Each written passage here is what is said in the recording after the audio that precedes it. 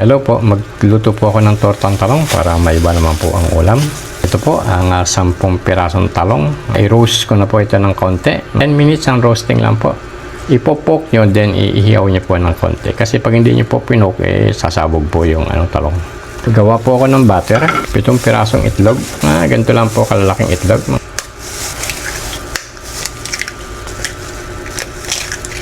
Lagyan ko ng 1/2 teaspoon na salt. Batihin. Pwede na po yan. Lagay po ang 2 pirasong bawang. I-mince. O kaya tadtarin. Ito lang po. 2 butil po yan. 1 maliit na sibuyas. Lagay sa gilid. 2 medium na kamatis. Alisin ang buto. 1/2 teaspoon na pamintang pino.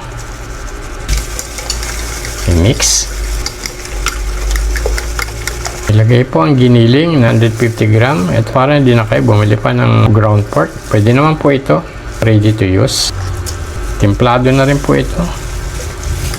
Kaya konti lang po yung asin kanina. Ihabol ko po pala itong cheese na 1/2 cup. Nakalimutan ko po. Pasensya na po.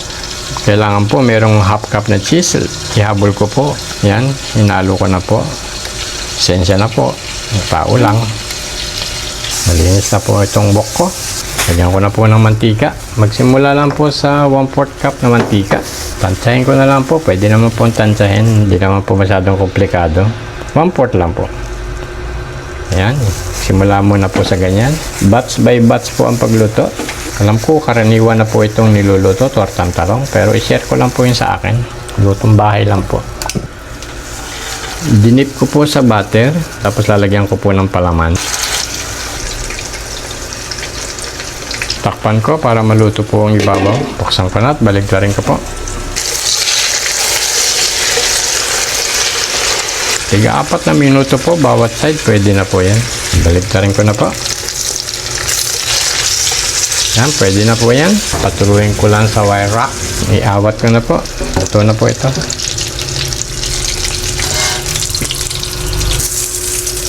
Sunod ko naman po yung iba. Ito na po ang finished product ng 10 pirasong talong. Kung ginawa kong pampalasa doon po sa butter na 7 itlog, kamatis, sibuyas, paminta, asin, 1 Argentina na 150 grams. Yun lang po at naglagay po ako ng 1/2 cup grated cheese tapos hinalo ko lang po. Then yun po pinaglagay ko na ginawa kong butter.